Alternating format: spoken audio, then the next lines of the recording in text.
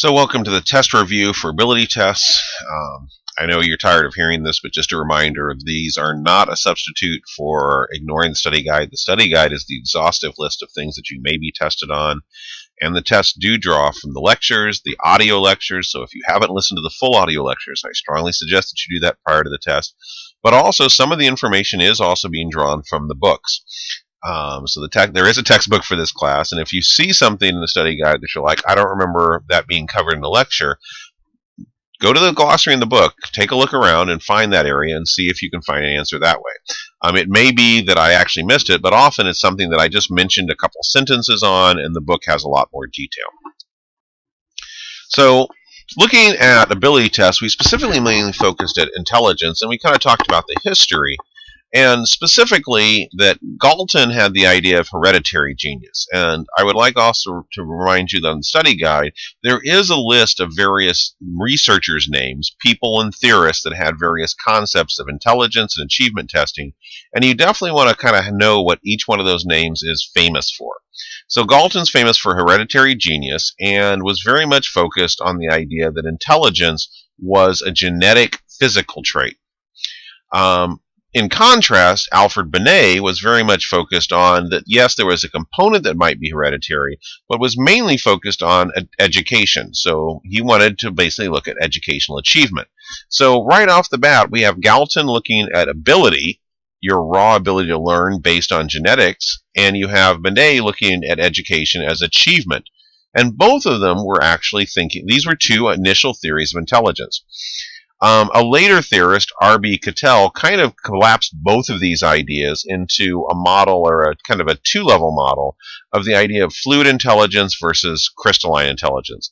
Fluid intelligence was problem-solving, spatial ability, sensory perception, and generally seemed to be somewhat inherent and genetically determined. While crystalline intelligence was much more affected by your social economic status, your upbringing, the environment you were in, and the education you received, and included kind of math computations, vocabulary, spelling, general knowledge. So fluid intelligence is what you actually are kind of born with, your raw ability to learn, but crystalline intelligence is what you have done with that.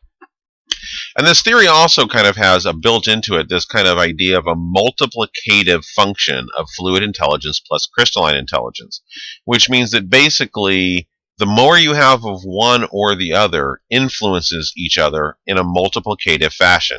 What that means is that if you have very low fluid intelligence, let's say a 1, and you have very high crystalline intelligence, you've had every opportunity to learn as much as possible. Well, 1 times 10 is still 10. So that's pretty much your range will only allow so much increase. So someone with a fluid intelligence of an arbitrary number, a low arbitrary number of 1, even with the best opportunity, at most they could hope to move that 1 forward to would be a 10. And if they also had poor opportunities, that might also be a 1. So 1 times 1 is 1. Now, likewise, someone with very high fluid intelligence, so they won the genetic jackpot. They have the maximum available fluid intelligence. In this example, we're going to use an arbitrary number of 10. Again, that same person with no opportunity, no education, no support, even with that high fluid intelligence, would have crystalline intelligence of 1. 1 times 10 is 10. That person is effectively just as cognitively capable as the person with very low fluid intelligence with a lot of opportunity. However, that fluid intelligence of 10, if they've also had the opportunity, 10 times 10, we're up to 100. So this kind of gives you just a model to think about how these two interact. So most intelligence tests, and we kind of discussed how defining intelligence is actually relatively difficult, basically in some form or another are capturing both the educational and hereditary components, both the crystalline and fluid concepts of intelligence. There's many different theoretical definitions, making it very difficult to define the construct of intelligence test. Intelligence tests themselves are attempting generally, when you hear someone say intelligence test, it's usually trying to put it on some kind of national norm to allow the differentiation of a broad range of aspects of intelligence to be summed down to one score. Ability tests generally mean that we're no longer making a claim that we're measuring specifically intelligence, but we're still measuring a single factor that's highly predictive of various outcomes. This is often referred to as G. Achievement tests tend to be more focused on the educational components, while intelligence tests and ability tests either are trying to measure all this construct or more focused on the more fluid or hereditary component. And there's also aptitude tests, which are more focused, again, on the fluid test as well. And these various terms are somewhat interchangeable, but it is a good idea to recognize that G and intelligence quotas are generally trying to get at a single score from a broad range of measures, while achievement tests and aptitude tests are generally trying to get at specific factors of intelligence. So most modern theories of intelligence, and there are multiple theories we went over in class, I'm not going to review them, but I will suggest that if they're on the study guide, you want to make sure that you kind of know whose name was attached to each one of those theories and what was the broad kind of concept of the theories. But most of our modern theories of intelligence now are kind of these hierarchical models which combine both a single overall score but also subscores and even subscores of those subscores. So we might have an overall score, 3 broad subscores, and each subscore then having additional subtests that make up this construct of G or intelligence. One of the other things we discussed about in class was the Flynn effect. And this is kind of also showing the idea of fluid versus crystalline intelligence. So if fluid intelligence is genetic, then we know that genetic changes, especially in a large population that is not reacting to a major change in the environment, is fairly slow. In other words, we really would have no reason to expect that there would be any major genetic developments in human genetic physical intelligence over the last 100 years. Or if there would be, it'd be very minor effects. However, we find some pretty big effects in how intelligence tests change over generations. And the Flynn effect is specifically this example. So what this means is that when we look at the raw scores of people that took an intelligence test, normed in 1925, and again, those raw scores are then always normed when we're talking about an overall score, usually onto a 100 as the mean. So basically, if you have an IQ or G of 100, it means that you're dead center of the distribution, you're average, with a standard deviation of approximately 15. Then if we then look 25 years later, that same score, that same raw score, is now actually somewhat different as far as how it's normed. So now, most people are actually scoring a 50 on the raw score. That means that people are doing 10 points better. Now, to norm the test to where that 50 is now the mean point, we have to move up the scale. And we see this happen each 25 years. And eventually what we now end up with is that in the year 2000, a score of 100 is actually a 70. So the raw score of 70 is what the average person is getting. If we went back to the norms from 1925, someone that got a 70 would have actually been scored at the very upper percentile, 145. So notice someone that scores a 40 in 2000 would be actually considered to be almost to the point where they couldn't function in society. Well, that 40 in 1925 was the average score. So this is illustrating how crystalline intelligence, exposure to tests, exposure to education, has a major interplay on intelligence. So basically, the aptitude or fluid intelligence has not changed from year 25 to 50 to 1975 to 2000. But the multiplicative effect of crystalline intelligence has. And that's why we have to constantly renorm these tests. So some additional issues that we talked about in class when measuring intelligence is social justice issues. There are gender differences. Males tend to outperform females on visual spatialization, so basically visual rotation tasks, spatial perception tasks, and females tend to outscore males on language and skill related. We definitely talked about that, again, that multiplicative function, that the family environment is very much an effect on intelligence. So children that are coming out of high social economic status families, children that have never had to worry about their safety, children that always know that they have a good meal in front of them, children that have been in a stable environment where their caretakers have not changed much over their developmental years, And also, children that are raised in households where education is highly valued tend to also score very much better on these tests and also tend to do better in performance in schools. So again, this does make a concern though, because if we're trying to measure overall achievement, if we're basically always picking people from better environments to continue on and always picking people for poorer environments for special education or slower interventions, we're creating a situation where we're perpetuating those same problems. So individually administered tests, most modern ability tests, so most of the tests that we're looking at that actually measures G overall or intelligence overall, are actually administered by a trained, often licensed test giver, someone that actually is trained in giving the test, and they're usually given one-on-one.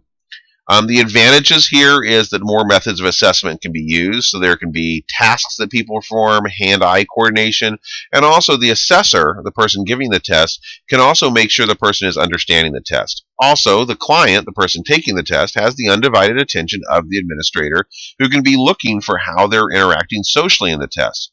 So some of the things that actually can be incorporated here is rapport building, so putting the person at ease about the test, but also kind of adapting for possible ethnic differences in those performances of the test.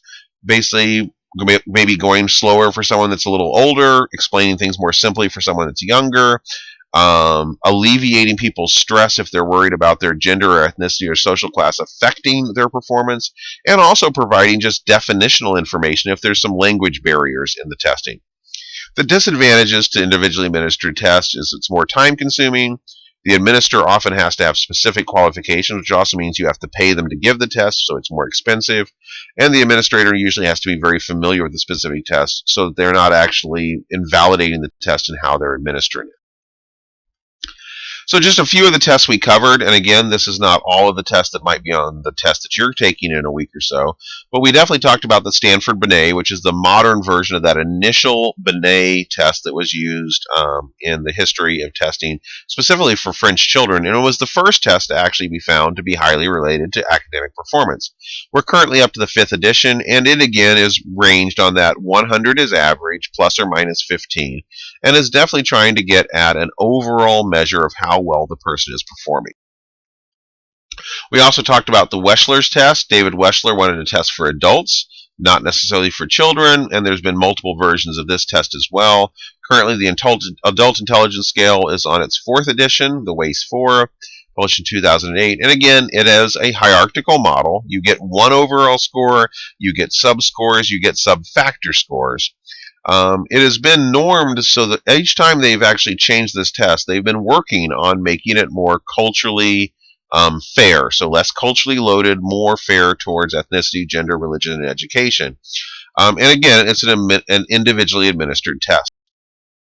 So here's a good example of what I was talking about as far as these tests often being based on a hierarchical measure of human intelligence. So we have an overall score, the full FSIQ.